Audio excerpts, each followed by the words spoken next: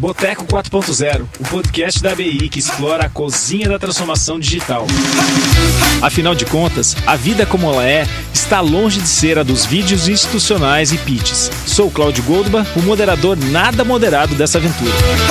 No episódio de hoje, vamos debater os desafios e obstáculos da expansão da IIoT, a Internet Industrial das Coisas, e por que ela vai muito além da automação. Os convidados são Túlio Duarte, CEO da Harbor Informática Industrial, e Alex Kunen, coordenador de Educação 4.0 do Senai Santa Catarina. Olá pessoal, bem-vindos ao segundo episódio do Boteco 4.0, e hoje eu estou aqui com o meu amigo Túlio Duarte, CEO da Harbor Informática Industrial, e também com Alex Kunen, que é o coordenador de Educação 4.0 do Senai Santa Catarina. E eu vou perguntar para eles, vou começar provocando eles. Túlio, por que o IoT não é só automação? Excelente pergunta, Cláudio, porque eu já escutei isso bastante, tá? Eu vou tentar fazer algumas comparações. Você pode me responder com sim ou com não? Sim. Beleza, começou bem. Bicicleta e carro são meios de transporte? Sim. Eles são a mesma coisa? Não. Sertanejo e rock são músicas? Bem, aqui é polêmico, mas vou dizer que sim, porque eu já entendi. Isso que eu chegar. E eles são a mesma coisa? Definitivamente não. É a mesma coisa da automação do IoT, tá? Embora, assim, eles são produtos digitais, produtos eletrônicos, que as pessoas veem de maneira geral, às vezes de uma coisa... Às vezes eles não são tão palpáveis, né, para o público em geral.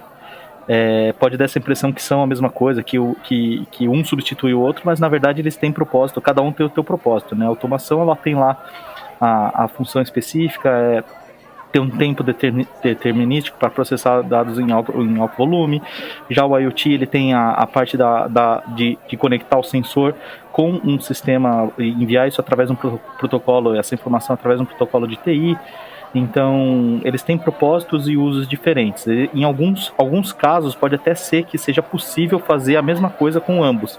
Mas, no geral, a automação serve para automatizar as coisas, né? No fim das contas, controlar, acionar, atuar.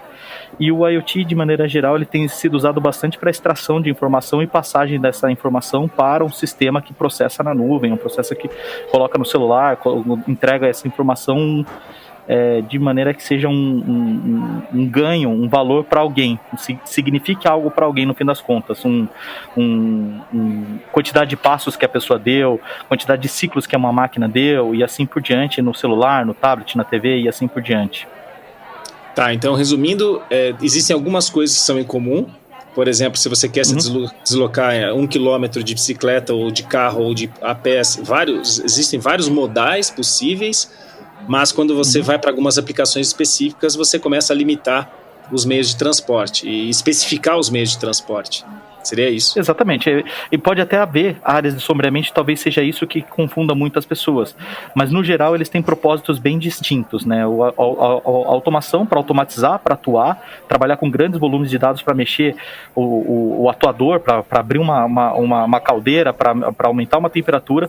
E o IoT, geralmente, para extrair essa informação de uma maneira rápida, de uma maneira acessível, às vezes de uma maneira de um hardware que pode ser acoplado e transmitir isso aí para uma nuvem, transmitir isso num protocolo de TI que a gente fala, né, para poder ser processado. Legal, Túlio. E Alex, para você, por que o IoT não é só automação? E mais uma pergunta, mais uma curiosidade, no Senai Santa Catarina, onde você é o coordenador de Educação 4.0, também existe essa pergunta, também existe essa dúvida por parte dos professores, dos alunos, da indústria? Conta pra gente. Então, Cláudio, bem legal. Gostei muito da resposta do Túlio ali também. Sim, esse cenário se repete, né, na nossa instituição também. E por que não é, né? Se a gente pegar, tentando fazer outra analogia, indo gradativamente aqui da primeira revolução industrial em diante, a gente começa com máquina a vapor, Aí na segunda revolução industrial vem as startups com uma nova tecnologia chamada motor elétrico, então traz eletricidade, muda o game, né? Tem uma nova perspectiva tecnológica. E a terceira revolução industrial, ela vem com outra perspectiva tecnológica, com a informatização, com a computação industrial, com a automação. E aí começa a aparecer os robôs, começa a aparecer essas atividades automatizadas, né, que tinham principalmente como foco automatizar tarefas que eram simples e muito repetitivas, né? Então, você conseguia fazer isso com mais facilidade a partir de máquinas, equipamentos que automatizavam isso. E até então, olhando para o lado da educação, quando você ia graduar alguém, um profissional, você ia fazer um curso de controle e automação, ou você ia fazer um curso de software, de TI, de computação, e são cadeiras diferentes, que não se conversavam. Uhum. E quando você vai para uma quarta revolução industrial, para um IIoT, onde o que mais interessa no final do dia é você ter acesso rápido a dados de qualidade, sejam eles dados das máquinas, ou sejam das pessoas, ou dos produtos, você precisa utilizar novos prismas tecnológicos que aí sim te trazem mais flexibilidade. Não que a gente está deixando de contar com a automação, mas a gente está agregando ainda mais capacidade junto com a automação, trazendo outros recursos tecnológicos para que a gente consiga captar esses dados. E aí vem o nosso desafio também, como é que a gente forma esses profissionais, né, que antes ou iam cursar controle e automação ou iam cursar TI, e uma coisa não falava com a outra, e agora é justamente a união desses dois mundos, né? Um tem que falar com o outro, né? Como o Túlio falou, os protocolos de TI têm que ser aplicados dentro do chão de fábrica, e isso faz com que a equipe de automação precise conhecer sobre esses protocolos, assim como a TI corporativa precisa conhecer sobre as necessidades de automação, sobre a realidade de automação também, né? Entendi. Mas a confusão, então, continua acontecendo. O aluno não entende direito a diferença, a indústria não entende direito a diferença e o caos está instaurado. É isso mesmo ou é muito drama da minha parte? Não, a gente precisa desmistificar. Ainda existe muita desinformação que a gente precisa trazer podcasts como esse da BI para a gente contribuir para que esse tema seja pacificado, né, e seja clarificado. Legal. E aqui a gente tem um desafio enorme aqui, né? Porque eu estava vendo uma informação do Fórum Econômico Mundial e diz o seguinte, tá? 85% dos pilotos duram mais do que um ano. Então, um piloto seria simplesmente para você fazer um teste rápido, e um ano já é um prazo longo. Então, 85% dos pilotos duram mais que um ano. E outra informação é que 70% dos projetos ficam presos na fase piloto. Então vamos relembrar quais são as fases de implantação do IoT. Você tem uma pré-seleção, você vai chamar um time lá para descobrir quais são os principais casos de uso que você quer endereçar. Depois você vai fazer uma prova de conceito, e a gente falou sobre isso no primeiro episódio, né? Provas de conceito que provam que funciona, só que você não sabe o que fazer com aquilo que funciona. Então, assim, por que você vai fazer uma prova de conceito se você já sabia que ia funcionar, mas não sabe o que fazer com aquilo que funciona, né? E depois você vai para a fase de piloto.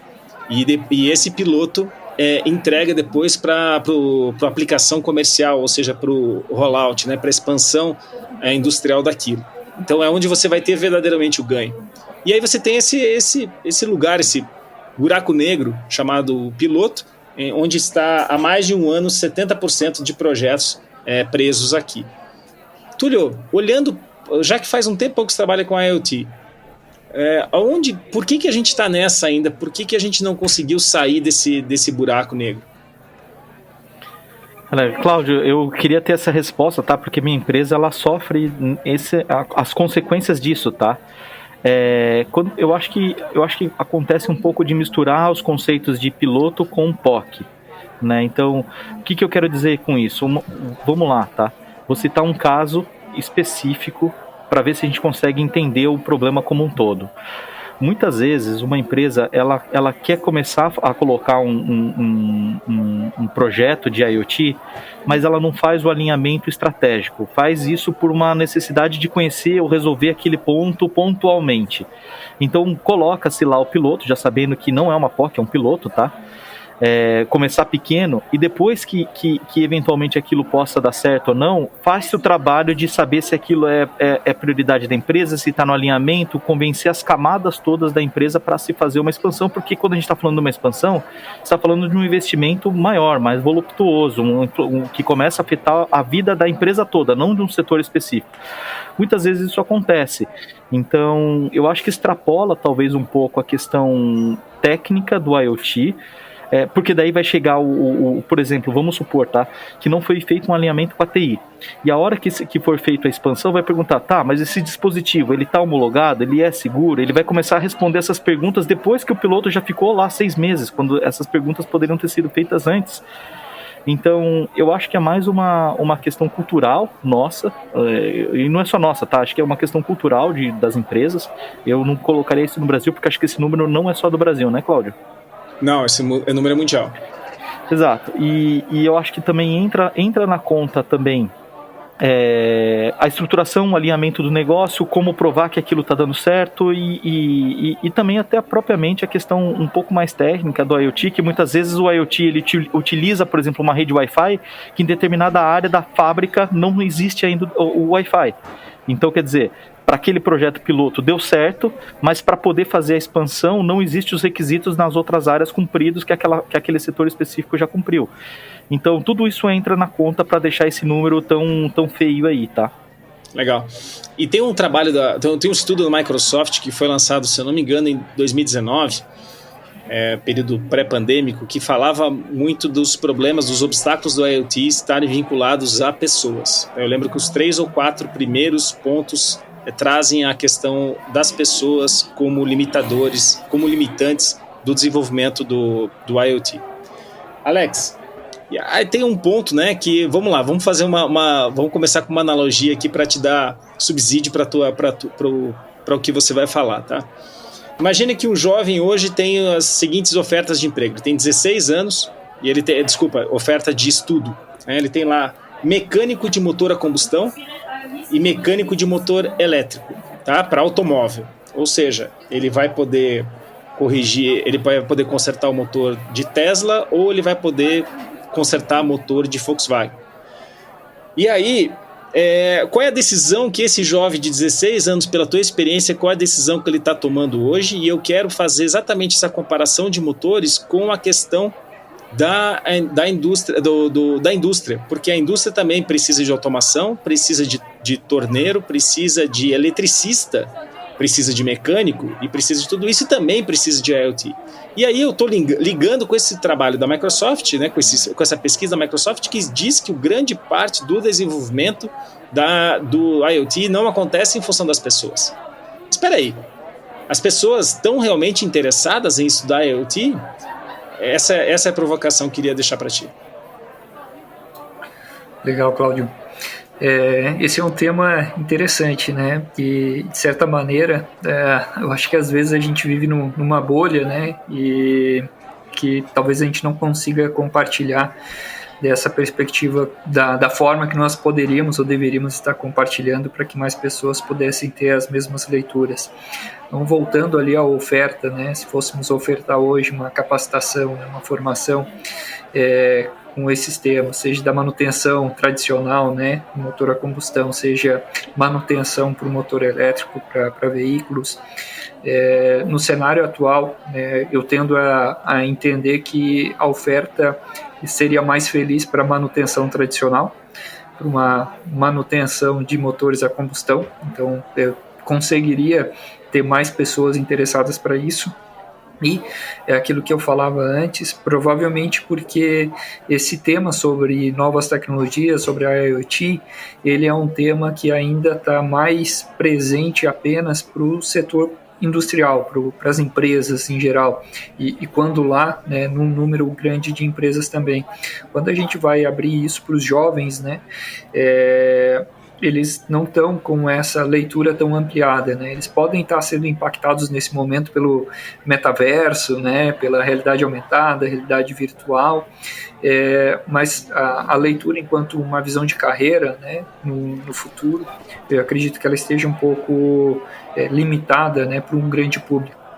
E essa experiência a gente não teve com motor elétrico, mas a gente teve lançando cursos justamente para IoT e para cybersistemas para automação, onde a gente não conseguiu ter tanta atratividade para esses cursos que foram criados, né, com apoio das indústrias. Então não foi algo que nasceu da nossa cabeça, isso foi contemplado por um comitê formado por indústrias, por academia, que entenderam que aquele seria um perfil importante, e quando nós em Santa Catarina fomos lançar esses novos produtos, a gente não conseguiu êxito em várias regiões do estado. Então, a gente conseguiu êxito em cursos de eletromecânica, de eletroeletrônica, de eletrotécnica, ou seja, os nossos cursos tradicionais, mas mesmo ofertando, né, cursos de fronteira como esses jovens não viram valor, não perceberam valor nessa oferta, né? Então, é um desafio que a gente vai precisar tratar aí mais pela frente também, porque certamente vai ser importante para todos nós ter essa mão de obra capacitada para que esses projetos saiam do purgatório de pilotos e de fato surtam com os efeitos necessários que a gente está esperando, né? Pois é, me lembra muito dos anos 90, quando tinha duas ofertas, né? Datilografia ou informática, né? E a maioria ia para datilografia porque certeza que a datilografia ele ia usar no trabalho dele. Informática, sei lá se ele vai usar, porque nem sei direito o que é. Né? E aí hoje a gente dá risada disso, tipo, como é que alguém optou por datilografia, né? E aí eu pergunto, me pergunto, né? Será que a gente não precisa ajustar a comunicação, o discurso, exatamente para os jovens, fazer com que esse podcast chegue para os jovens e falando o seguinte. Eu me lembro muito bem, meu professor de mecânica, quando ele voltou de uma reunião de professores, né? E ele voltou e disse, gente, vai acontecer uma coisa muito louca aqui na universidade. E aí eu falei, cara, o que vai acontecer? Vocês vão se matar? O que vai acontecer? Não, vai acontecer a conexão de todos os computadores de todas as universidades. Ah, é? E qual que é o nome disso? Ele falou, internet. Isso foi em 92. Então ele foi informado naquele dia, naquela hora, que a Federal do Paraná ia fazer parte da primeira grande conexão, que foram as universidades, né? E aquilo ali abriu uma oportunidade gigantesca. A gente está falando através dessa grande rede. A gente está se vendo e gravando tudo o que a gente está fazendo aqui através dessa grande rede. Então você imagina a oportunidade que está na frente dos jovens, que seria muito limitante para eles ficarem com as tecnologias das três revoluções anteriores, né? Então aqui, terminando minha reflexão, eu penso que a gente precisa ajustar isso para que esse jovem também seja impactado, porque eu acho que a gente faz um papel relevante na comunicação ao mercado. Eu acho que os diretores de empresas, os executivos de empresas já estão sensibilizados à indústria 4.0, às tecnologias emergentes que estão aí já, não é futuro, é presente, mas o jovem talvez não tenha ideia do que a gente está falando. Então aqui cabe uma reflexão. Concorda, Túlio? Não, concordo. Eu até acho, tá, que isso é uma onda, né? Esse processo é literalmente onda. Ela vai se formando, né? E todos os atores têm que contribuir. Todo mundo que participa tem que contribuir. Por exemplo, o cara tá fazendo o curso de mecânica. No final do curso já tem que ter uma cadeirinha ali de umas horinhas para mostrar para ele que o curso de motor mecânico também tem uma opção ali de um curso e compara ele com o motor elétrico, ou seja, já coloca ele, porque assim, a gente, o ser humano, às vezes a gente não gosta daquilo que a gente não entende, não é que a gente não gosta, é só porque a gente não entende a gente não gosta. Então, colocando, já misturando um pouquinho, principalmente nessa fase transitória, onde enquanto o mercado não está pedindo, as pessoas não estão fazendo. Então, é um papel, acho que de toda instituição, principalmente a educação, dar uma forçadinha de que ela conheça um pouquinho mais, vá um pouquinho além, para que ela saiba pelo menos que esse mundo já existe, já possa dali engatar no futuro, ou já deixar isso na alça de mira, para ela poder atuar no dia a dia, né, já que sair trabalhando dali numa mecânica, né, numa empresa, numa indústria que tem um motor, mas também saiba o que vem no horizonte ali, já saiba como procurar e saiba que isso é importante. Você usou uma expressão interessante, né, o tal do H1, H2 e H3, né, de repente o primeiro emprego dele vai ser no H1 mesmo, mas para frente, aonde vão estar as oportunidades, vão estar, obviamente, H2 e H3, né? Isso mesmo. E eu acho que é o papel da educação já não limitar ele só naquilo que ele fez, mas também já dar um pouquinho da visão do futuro para que ele comece a tocar isso, porque até o mercado adotar ainda tem um tempo. Então esse trabalho é um trabalho de sincronia, né, que o mercado adota um pouquinho, as pessoas fazem o curso e o curso ajuda a ver um pouquinho o futuro. Do mesmo jeito que o teu professor veio com essa notícia da internet, isso te abriu os olhos para o futuro, embora vocês ainda já não tinham. Acho que esse é um papel importante a ser desempenhado por todas as instituições que estão trabalhando o tema. É bem interessante. É bem isso que aconteceu. Eu fui correndo me matricular no curso de internet, então eu tenho diploma. Viu só? Às vezes é só falar que tem, ó, pessoal, embora vocês estejam estudando isso, fiquem atentos disso. Vou trazer aqui uma pessoa que já está trabalhando com essa novidade, vocês vão saber um pouquinho. Isso já desperta a pessoa, já encaminha, já coloca ela no pensamento do futuro, né? Legal. Ô Alex, e você vê que isso é uma coisa que em 2 anos você vê uma mudança, ou você acha que a gente estaria sendo otimista demais e que vai ser essa baixa demanda por parte dos alunos vai continuar por mais tempo? Qual é o teu feeling sobre isso? Cláudio, como a minha missão é levar isso para frente, eu tenho que ser otimista e quero que isso mude, né? E eu não combinei com o Túlio, mas eu agradeço porque o depoimento do Túlio vai ao encontro de uma abordagem que a gente usou, que vai justamente nessa direção aí. Se eu tenho alunos no eletromecânica, eu estou falando de 1.500, quase 2.000 alunos, tá, em Santa Catarina, só nesse curso, no estado inteiro. Na 4ª fase desse curso, a partir desse ano, todos os alunos vão ter o que a gente chama de situação de aprendizagem, né, que é dentro do nosso modelo, aplicando IoT. Para quê? Com o objetivo de eu pegar um torno convencional, eu pegar uma máquina overlock, para eu pegar um ar-condicionado, um compressor, enfim, qualquer máquina, equipamento que tiver à disposição dos alunos em sala de aula, e que eles consigam fazer o sensoriamento, colocar um dispositivo IoT para direcionar esses dados para uma plataforma IoT que a gente já deixou preparada para eles poderem visualizar aqueles dados em tempo real, para que esse perfil profissional que normalmente atua na área de manutenção industrial comece a perceber que é possível melhorar a capacidade de manutenção na medida em que ele não depende mais de anotar as informações num papelzinho e voltar para a mesa dele e lançar aquilo na planilha Excel, onde ele tem um histórico armazenado, onde ele consegue ter qualidade em relação àquele dado e fazer análise sobre aqueles dados, né? E aí, com base nisso, na expectativa de que essa sementinha floresça, né, o interesse desses alunos, para que eles aí sim busquem uma maior especialização dentro dessa temática mais à frente. Então, a gente começa dentro do curso técnico de eletromecânica, porque é onde a gente tem um volume muito alto de alunos no estado inteiro, mas a gente já vislumbra colocar isso para um contingente em torno de 5.000 alunos ano. Então, espero que com isso a gente possa ser feliz nas sementinhas que a gente vai plantando aí e essa mensagem seja mais fortalecida, né, e chegue mais rapidamente para essas pessoas e que elas se inspirem a partir disso em buscar esse desenvolvimento dentro desses temas também. Então seria colocar um curso de digitação no último módulo do curso de datilografia. Você inserir o cara lá e deixar ele com vontade de dar o próximo passo. É legal, porque isso também quebra o desconhecido, né? Afinal de contas, ele conheceu dentro da datilografia, ou seja, é o seguro, é o tranquilo. Você vai ter o diploma, você vai poder cumprir ali a tua obrigação, mas também vai ser introduzida uma nova técnica, um novo conhecimento. Bacana. Ô Túlio, a gente está falando bastante de IoT, muito mais o que, né, e o como, mas o porquê do IoT? Ou seja, quais são os principais casos de uso que você vê aí no dia a dia? Cite 3 casos de uso que você vê que o IoT tem resolvido questões da indústria, tá? Lembrando que a IoT tem a versão consumidor dele, que é muito mais tênis, ar-condicionado, máquina de lavar roupa, né, que eu sempre falava que não sabia por que existia máquina de lavar roupa conectada, mas depois me provaram que vale a pena, eu falei, puxa, então eu vou parar de falar isso. Então, toda vez que alguém ouviu minha palestra, essa piada eu tirei já, que eu não tenho nem ideia para que serve máquina de lavar roupa conectada, agora eu tenho.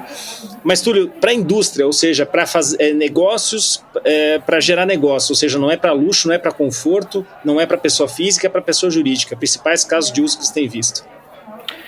Ó, eu vou falar o que eu sou um defensor. Eu sou defensor do seguinte conceito, tá? Em países como o Brasil, o estilo de implementação de indústria 4.0 vai ser, em larga escala, o que a gente chama de smart manufacturing. Ou seja, o uso da informação para enxugar perdas e melhorar o desempenho dos processos produtivos. Como eu estou dizendo, como eu sou defensor partidário dessa linha de trabalho, que eu acho que vai ser uma das mais populares no Brasil, eu estou dizendo que vai ter, não 3, talvez 5 ou 6 soluções que, na linha do Smart Manufacturing, são baseadas em IoT. E eu diria, o controle de produção, o controle de qualidade, o controle de eficiência energética, a rastreabilidade e a manutenção preditiva. Esses daí eu chamo de os 5 cavaleiros do Smart Manufacturing, e eu acho que são essas soluções que são a porta de entrada para a utilização da IoT e, consequentemente, dos conceitos da indústria 4.0, e que eu acho que tem grande potencial de ser utilizado não só para as indústrias de grande porte, mas principalmente pelas pequenas e médias, para que elas produzam no nível, utilizando conceitos e métodos das grandes também. Legal. Então, para trazer mais um dado mundial aqui, em 2019 o market share, os principais casos de uso foram manutenção preditiva, garantia da qualidade e otimização de processo. Essas foram as aplicações com mais uso, segundo o levantamento. Ou seja, mandei bem, em 2019. Oi? Mandei bem, hein? Mandou bem, mas também eu só vou chamar convidado bom, né, cara? É muito uma questão de quem seleciona, né? Então. Mas você sabe que eu sou defensor dessa ideia há muito tempo já, que eu acho que esses 5 cavaleiros de Smart Manufacturing aí vão ser populares. Não, legal. Eu sou um cara que continua estimulando as pessoas a fazerem produtos inteligentes. Então, acho legal para redução de perda. Acho muito bacana, minha carreira toda talvez eu tenha feito isso, mas eu gosto mesmo de desafiar as pessoas, e eu mesmo me desafiar a fazer produtos inteligentes. Porque eu vejo que o brasileiro é criativo, né? E ele tem todo o mundo para ser atendido. E muitas vezes a gente fica olhando para o próprio umbigo e resolvendo problemas pequenos que vão trazer ali ganhos de 1%, 2%, mas na verdade você poderia estar trabalhando na primeira linha, que é a linha de faturamento. Sim. Nesse ponto eu assino embaixo com você, Cláudio. Eu acho que o Brasil tem condições de, além de aplicar o Smart Manufacturing, de aplicar o Smart Products, né? Então, levar a IoT para produtos, o produto final, né? E gerar novos valores, novos modelos de negócio, novos produtos, né? Não tem nada que a gente não compre na vida que seja smart, que a gente sinta vontade de comprar o que não era smart. TV, uma vez que a gente passou a comprar TV smart, a gente só quer TV smart, relógio a mesma coisa, e vai ser assim com todos os produtos que a gente tem na vida. É isso aí. Até quando amigos smart, né? Quando você começa a ter amigos smart, você não quer mais ter os outros. Legal. Para levar no churrasco para boas piadas, vale todo mundo. Tá bom, obrigado. Incluiu muita gente agora, bacana. E também me incluiu agora, pode me chamar. Legal. Alex, é o seguinte, cara, quando você vai lá, a gente estava reclamando bastante dos jovens, dos alunos, né, aqueles que não sabem ainda, mas simplesmente desconhecem tudo isso e as oportunidades, né? Mas vamos falar de uma outra dificuldade que eu ouço muito dizer, que é, cara, quem que ensina, a gente também debateu isso no primeiro episódio, quem é que ensina o jovem C é uma tecnologia tão nova e praticamente ninguém sabe ainda como fazer. O que a gente tem são bandeirantes, né? São aqueles que vão abrindo a picada, o Túlio é um deles, e a gente tem esses bandeirantes abrindo e descobrindo, eles não sabem como fazer, eles sabem o que não fazer, mas eles ainda não sabem o que fazer, né? Cara, como é que ensina uma coisa que ninguém sabe? Aí é que tá, né? Aí é que o bicho pega.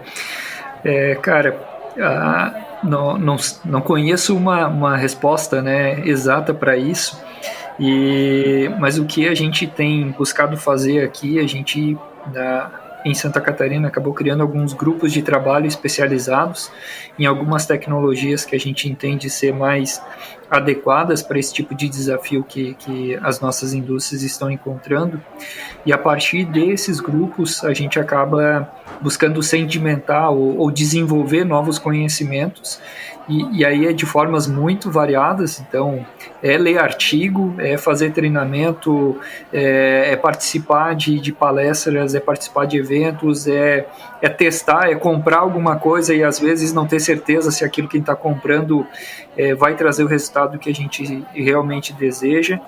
E a partir dessa experiência mais em um ambiente concentrado, né, numa zona desmilitarizada pra gente aqui, aí sim, validando isso aqui, a gente traz a escala daquilo que deu certo, e o que não deu certo fica como aprendizado, e aí desse ponto em diante a gente começa a desenvolver essa competência em mais professores, para que esses professores consigam levar isso até os nossos alunos, né? Mas é um desafio muito grande mesmo, assim, não é simples, não é trivial, né? Porque esse conhecimento não está pronto, né? Ele não está disponível, né? Não é simplesmente entrar no YouTube, é só ver 3 vídeos e está tudo resolvido, né? Não é mesmo. Legal, eu quero fazer uma sessão provocação agora com vocês, que é o seguinte: eu vou dizer quais são os 5 principais motivos de obstáculos do crescimento do IoT, tá? Isso também é um estudo mundial, e eu vou trazer os 5, eu gostaria de ouvir os comentários de vocês, tá? Então, primeiro lá, Túlio, você começa, o Alex responde, depois a gente inverte, tá? Incerteza do retorno de investimento. Ou seja, o projeto não vai para frente pela incerteza do retorno de investimento. Comente. O projeto de IoT, em certa parte, ele não difere de um projeto, né? Ele, no fim das contas, ele é um projeto. Essa questão dessa incerteza, eu acho que tem a ver bastante com misturar, acho que um pouco o desconhecido em relação à tecnologia com algo conhecido, que é o objetivo que a empresa quer ao adotar. Eu entendo que talvez não existam métodos formais de cálculo para essas coisas. Por exemplo, quanto de nuvem você vai gastar ao fazer a transmissão dos dados, quanto de rede você vai gastar, quanto de armazenamento você vai gastar num projeto. Na maior parte desses serviços que estão online, né, que tem disponível, você só sabe depois que você usou. A única certeza que você tem é que é mais barato, que é barato. Então, tudo isso aí, eu acho que a falta desse jeito de calcular as coisas, um jeito formal de provar, científico, vou dizer assim, talvez possa contribuir para essa questão aí. Legal. Alex? Eu entendo que também os modelos de negócio são cada vez mais variados, né, e distintos. Então eu posso trabalhar com um modelo de negócio que era o mais tradicional. Eu comprava tudo e tinha e botava dentro da minha empresa, e daí aquilo era mais fácil para eu fazer a contabilidade. Ou agora, como o Túlio falou, um modelo mais fluido, né, e que vai depender da minha demanda. Então, quanto que eu vou consumir, e a partir desse tanto que eu vou consumir, qual vai ser o tamanho da minha conta, né?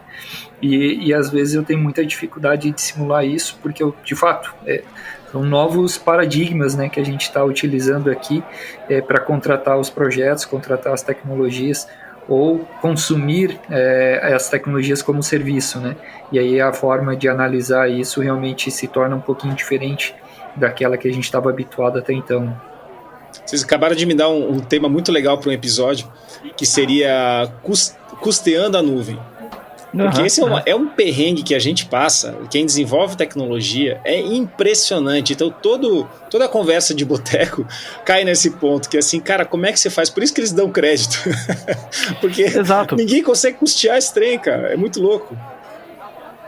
Tem que criar um sistema para custear serviço de nuvem, cara.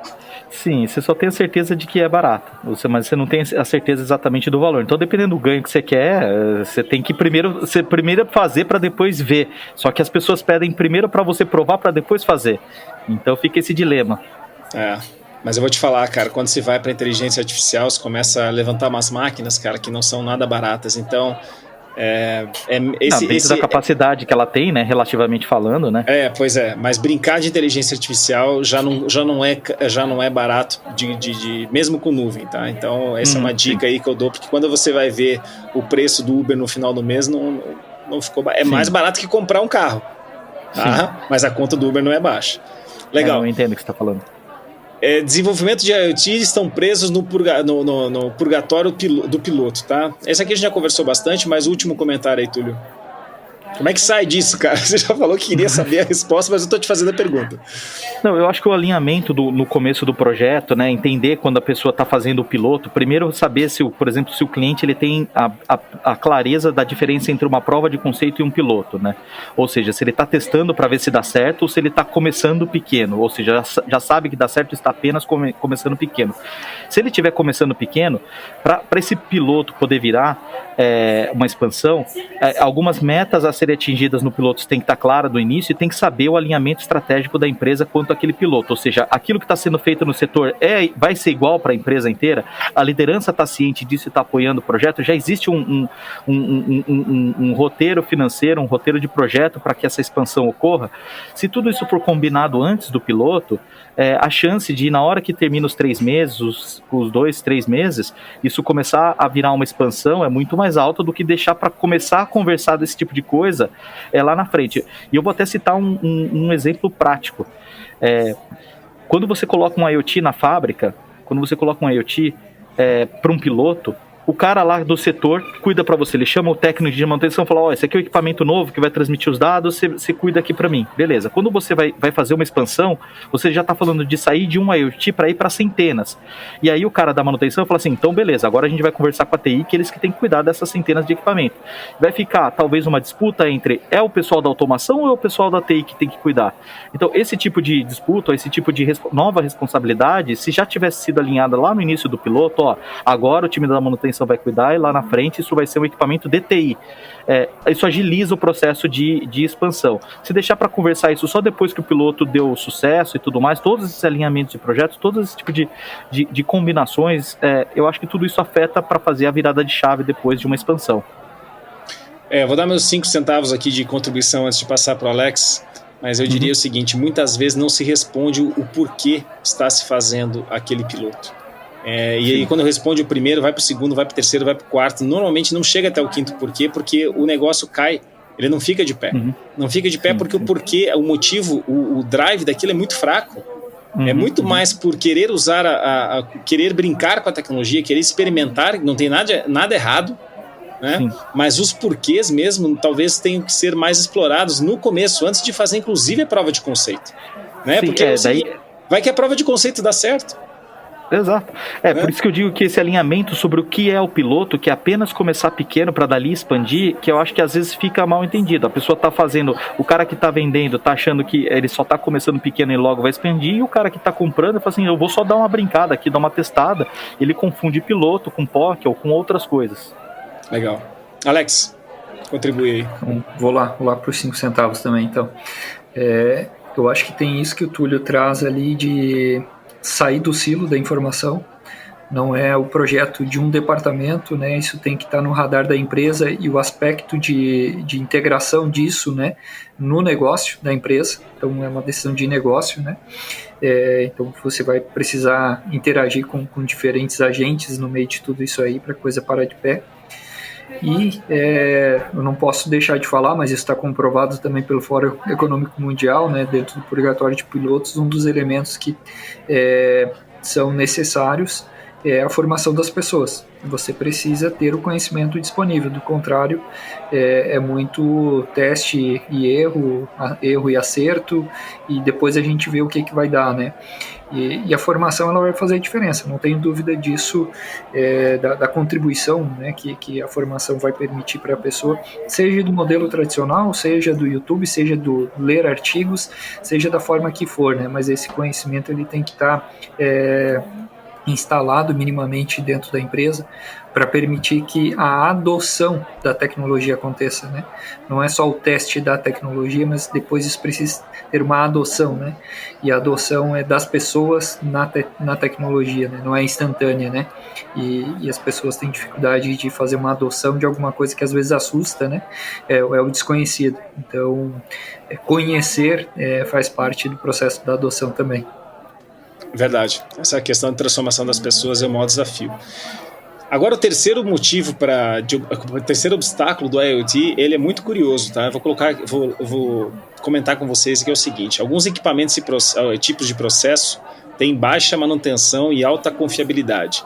Então os clientes eles têm medo que adicionando um hardware digital, ou seja, um dispositivo digital, ele possa ser um ponto de falha. Então vamos comparar lá com os nossos carros que funcionavam, né? O Fusca que não para de jeito nenhum, a Brasília que tem baixa manutenção, né? Tem gente que nem sabe o que é o Fusca e a Brasília, mas entendam que são carros que funcionavam e não paravam nunca. E de repente você começa a colocar injeção eletrônica, aí você começa a colocar sensor de giro na roda, sensor de pressão do ar do pneu, e esses caras todos, e aí todo mundo sabe que isso acende lá no painel e se fica, putz, e agora é erro no sensor ou é realmente problema? Então é um ponto de falha, indubitavelmente, né? E aí foi apontado que essa redução da confiabilidade do equipamento e do processo é um limitante. E para mim eu fiquei muito surpreso com isso, né? É porque a gente deixando... Você não quer colocar o sensor, porque esse sensor pode ser um ponto de falha. Alex, começa você agora para ficar mais fácil essa. O que você comenta sobre esse obstáculo? Eu acho que ele é um ponto crítico, né, e complexo porque vai variar de caso a caso, né, vai depender aonde que a gente vai estar trabalhando. Mas eu acho que existem algumas saídas que a gente consegue implementar o IoT sem ser invasivo e que isso não vai necessariamente gerar um risco crítico para o funcionamento daquele equipamento, daquela máquina. Então, mas eu acho que aí talvez desse conhecimento que a gente estava falando antes, né, de ter um entendimento talvez um pouco mais amplo em relação às possibilidades que a gente tem de aplicação do IoT, de forma com que a gente consiga encontrar caminhos que viabilizem, né, um ganho adicionado para o processo, que eu acho que também tem que pensar nisso, né? Então eu não quero trazer um risco, mas eu não quero ter o ganho. Qual que é a decisão que a gente precisa tomar, né? E eu acho que tem cenários que podem ser proibitivos, mas eu acho que em grande medida a gente consegue identificar potenciais de aplicação que vão ter muito mais a agregar do que riscos a interferir no processo. Legal. E aqui, Túlio, eu vou passar para você, mas antes vou te lembrar de uma coisa que você sempre fala, que é o cara pedindo para você travar a máquina dele. Né? Ou seja, ele está querendo que você coloque um IoT e está pedindo para você travar. Então conta essa história aí, porque ela é muito legal. Cara, assim, isso é sempre comum, tá? A gente faz sistema de controle de produção, né? E controle de qualidade. E quando, às vezes, o cara não aponta o motivo da parada, ele quer que bloqueie a máquina, né? Então, isso é engraçado, porque assim, a gente já tentou fazer isso várias vezes, atendendo a pedido de vários clientes, e isso nunca deu certo.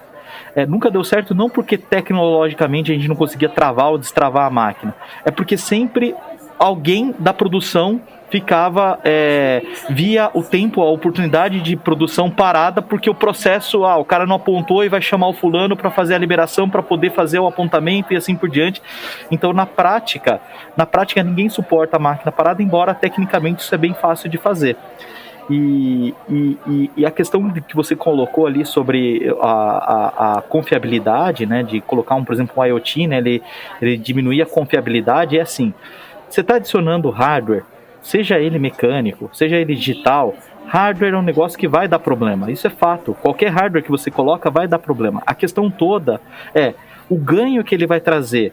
Ele é maior do que o problema que a gente pode suportar, o problema que a gente pode... Que a empresa vai suportar. Esse alinhamento está feito principalmente na fase transitória, né? Você está inovando, você tá melhorando. Essa fase transitória, na primeira vez que vai dar pau, que der problema, alguém já vai falar assim: viu, antes não dava isso. Vai ter alguém para apontar dedo. Então eu acho que o ponto central disso que a gente está comentando tem a ver com a primeira palavra que foi lida ali, que é o medo, né? O medo do desconhecido, o medo da melhoria, né? Esse receio. E esse receio, ele só é superado primeiro, acho que com conhecimento, né? Com avaliação, né? O segundo, com respaldo de quem está pedindo essa melhoria e o respaldo, e eu digo respaldo até de liderança, de quem vai operar, exatamente. Então a gente vai deixar de ter um vidro elétrico no carro porque a máquina do vidro elétrico é mais complexa do que a manivela? Agora você me convenceu. Esse tipo de argumento que eu acho fantástico, é quando você vê que o benefício é maior do que o risco, né? Exato. O benefício de uma tecnologia funcionando é maior do que o risco de deixar de funcionar. Exato, mas daí e nesse meio tempo tem a palavra medo. Então é esse medo que tem que ser vencido. E esse medo ele só é vencido quando as pessoas começam a experimentar, começam a avaliar, começam a ter bons resultados. E quando não tem bons resultados, tem uma liderança para dizer, embora isso não esteja ok, o caminho ainda é esse. A gente só tem que encontrar o jeito certinho de fazer, ajustar uma coisa ou outra. Legal. O quarto agora começa com medo, já que a gente falou tanto de medo aqui. Medo da trava do fornecedor. Ou seja, o fornecedor vinha com aquela tecnologia proprietária e aí dizer o seguinte, agora eu sequestrei a tua companhia. Né? Isso aconteceu muito na indústria 3.0, tanto no escritório digital, aqui tem os RPs que são campeões mundiais de trava, e também nós temos a automação, que eu não vou mencionar nenhum fabricante aqui, mas que também trabalha com protocolos proprietários que não conversavam com ninguém. Agora eles dizem que estão abertos para a indústria 4.0 e tal, mas não conversavam com ninguém. E eu sempre falo que a causa da Segunda Guerra Mundial é a Primeira Guerra Mundial, assim como a causa da Quarta Revolução Industrial é a Terceira Revolução Industrial. Exato, então a indústria 4.0 ela é filha da automação. São minhas opiniões e tudo bem. Não é a opinião da BI, deixar claro, é a opinião do Cláudio. Alex, medo da trava do fornecedor, ou seja, de ser sequestrado pelo fornecedor. Cara, eu acho que é impactante sim. Não tem como a gente imaginar que não é uma decisão complexa nesse sentido, porque no final do dia, né, se a gente pegar o parque industrial, a gente vai ter diferentes máquinas e equipamentos, né, diferentes fornecedores, e que a gente quer, na verdade, é integrar para fazer com que eu consiga alcançar uma fonte de dados, né, uma fonte única de verdade, que me dê qualidade, me dê segurança para minha tomada de decisão. E se a gente contrata alguma solução que limita minha capacidade de conversas multilínguas, aí, vamos dizer assim, isso certamente é um aspecto bastante relevante aí que precisa ser considerado. Então, eu acho que esse medo ele tem seu fundo de verdade, assim, e ele precisa ser observado para encontrar arquiteturas, né, topologias que permitam viabilizar o desenvolvimento das soluções, mas que não tragam limitações ou não deixe de trazer ali a flexibilidade para eu conseguir me desenvolver tecnologicamente, independente da solução que eu contratei, né? Legal. Túlio, acelera aí, dá a tua opinião sobre essa. Eu acho que esse medo ele é pertinente, tá? Ainda mais quando a gente está falando de eventualmente em algum momento passar os dados para a nuvem, né? E a pessoa fala, quão dependente eu vou ficar disso tudo no fim das contas, né? Então eu acho que esse medo ele é real, mas eu não estou dizendo que ele não possa ser resolvido, tá? Eu vou falar um caso também rapidinho. Eu uso o IoT que manda os dados diretamente para minha nuvem, porque os meus clientes eles ficam com receio de que se o IoT mandar para a nuvem do IoT e eu tiver que pegar os dados da nuvem IoT, ele já está falando de duas nuvens para poder dar problema, de uma entrar em manutenção e ele ficar indisponível. Então eu tive que mudar o modelo de pegar IoT que mande dados diretamente da minha nuvem justamente por esse medo que o mercado tem. E eu não vejo muito como sanar, tá?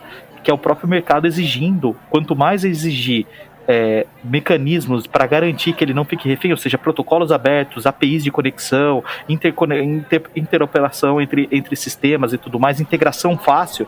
Quanto mais o mercado existir, menor a chance de ter gente oferecendo caixinha fechada, o sistemão que cuida de tudo e depois sequestra a empresa, vamos dizer assim, comercialmente falando, ou financeiramente, vamos dizer assim. Sim. E o último dos obstáculos cibersegurança e preocupações com cibersegurança e privacidade de dados, tá? Então, os clientes não querem aumentar os riscos de cibersegurança que ele já tem no escritório digital. Então, alguns clientes estão com esse receio e também estão relutantes, isso eu ouço muito, né? Eles estão muito relutantes a deixar que informações confidenciais saiam das premissas da empresa, ou seja, saiam dos muros da empresa. Alex, é realmente um obstáculo aqui no Brasil ou isso aqui é só lenda? Não, esse é um ponto crítico, com certeza. A gente está vendo cada vez mais o cenário de cyberataques aí acontecendo em diferentes instituições, empresas, setores, etc. Mas aí também existem algumas abordagens que você vai adotando para você mitigar esses riscos, né? Então, nem todos os dados têm que necessariamente estarem expostos na nuvem ou de uma forma desprotegida, né? Então, você pode criar alguns tipos de arquitetura que gerem uma proteção um pouco maior, onde você tenha essa segurança necessária para você conduzir o teu processo sem o risco de ver tuas máquinas parando de um dia para o outro. Mas tudo isso é algo novo, né, que precisa ainda ser administrado, ser aprendido como fazer para a gente ter esse acesso mais tranquilo. Contudo, né, eu acho que não é uma razão para a gente parar de seguir nessa direção, né?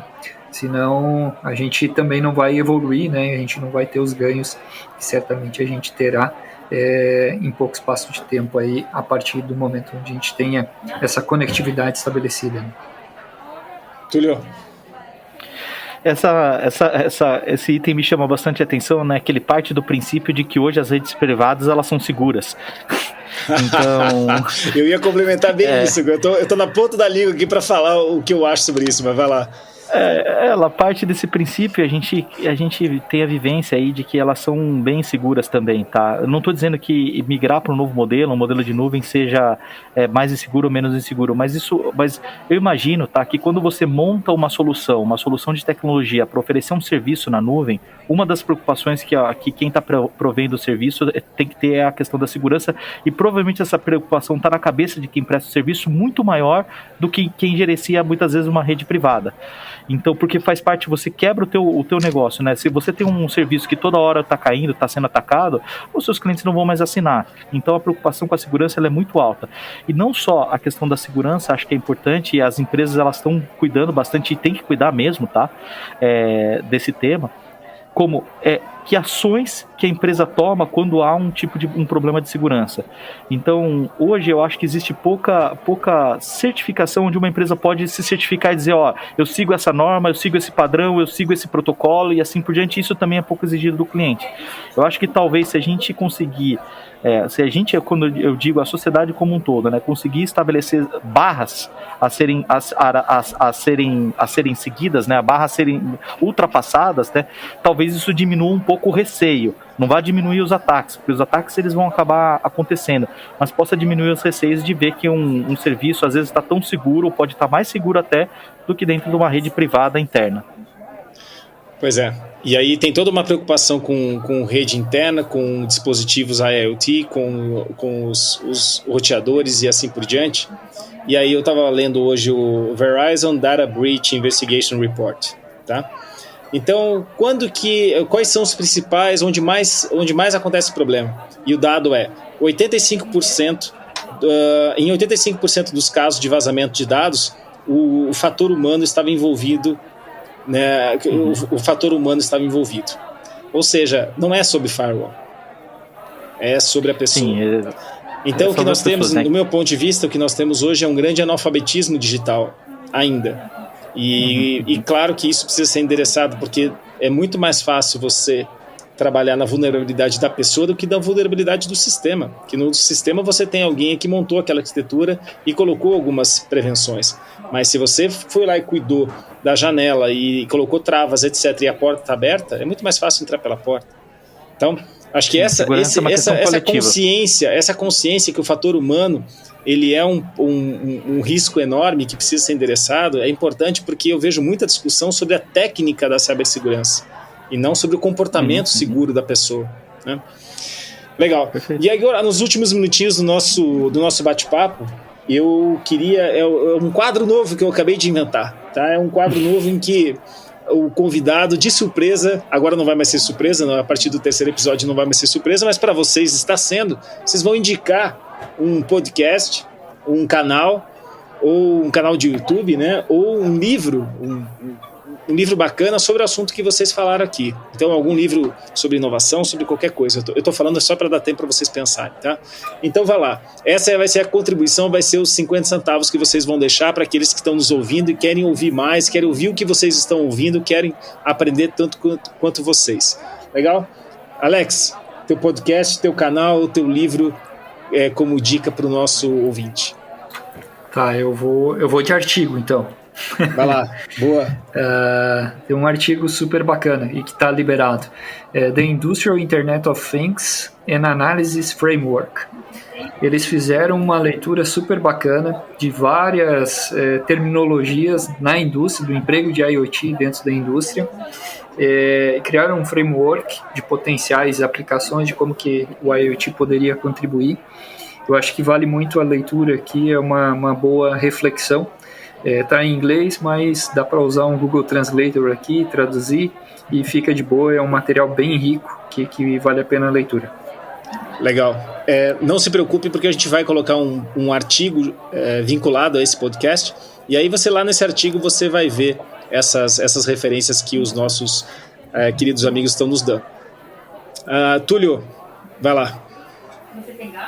IoTpodcast.com já é um que já tem bastante tempo aí, que é um Repete? IoTpodcast.com. IoTpodcast.com. Esse já é famosão, já. Da BI também tá muito bom, viu? Diga-se de passagem. Legal, obrigado. Então, IoTpodcast.com. Esse é um podcast bom sobre esse assunto. Sim, e legal. Já existe há muito tempo atrás, ele tá bem maduro, tá bem bacana. Bacana.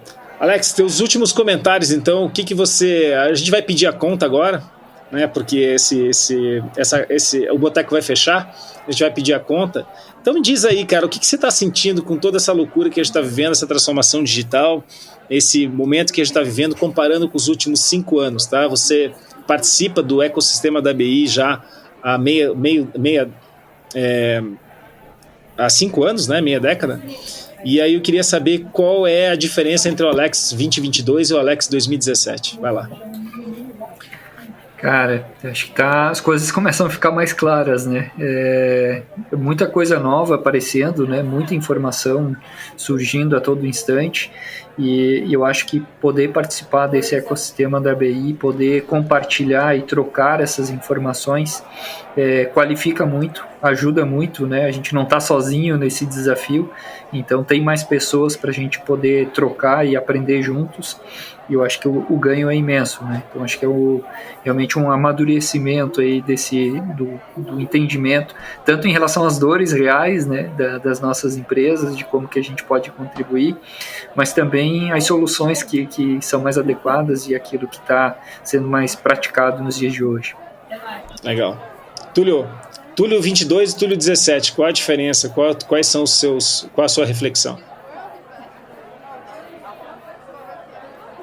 Cara, a gente está trabalhando o conceito aí da indústria 4.0 e a gente está falando de história sendo escrita, não história já escrita, tá? Então, acho que participar desses ambientes, né, que da BI, da CAT e outros que estão discutindo o tema, que estão debatendo, divulgando informação, escrevendo, testando, falhando, criando, tudo isso aí faz a gente conseguir enxergar um pouco melhor no meio de algo que está acontecendo. Então, eu acho que a diferença é essa, tá? Talvez sentadinho na cadeira, isolado, talvez não tivesse conseguido evoluir na velocidade ou no ritmo ou na qualidade que a gente consegue participando e conversando e discutindo. Eu sempre digo que a gente discute e aprende o que não fazer. A gente não sabe o que fazer ainda, mas a gente já sabe bastante coisa o que não fazer, né? Acho que essa é a grande vantagem de estar trabalhando no ecossistema. Exato. Amigos, foi um prazer estar com vocês. Já pedi a conta aqui, vou passar no cartão de crédito e fico devendo essa para vocês, então, né? E agradeço muitíssimo a participação de vocês. E, Alex, últimas palavras aí para a gente sair fora do boteco. Bacana, prazer enorme, agradeço muito aí a oportunidade, super bacana. Aprendi um monte de novo com vocês aqui também, então foi muito bom. E contem sempre com a gente, havendo outras oportunidades, é sempre um prazer poder participar. Gostou do pastel ou preferiu a coxinha? Cara, eu preferia gelada. Boa. E aí, Túlio? Para passar conta, você tem que usar um método de pagamento digital, né, Cláudio? Não vem com esse negócio de cartão muito antigo. Pix ou Bitcoin. Não, cartão aproximação. Atualiza cartão isso aí. Aproximação, rapaz. Tá bom. Melhorou, sempre o mala. eu só agradeço. Valeu, parceiro. Eu agradeço Valeu, a oportunidade, viu? Valeu, até a próxima então. Você acompanhou o Boteco 4.0, uma produção da ABI e da Ocotea Filmes. Fique de olho nas nossas redes sociais e não perca nenhum episódio dessa aventura.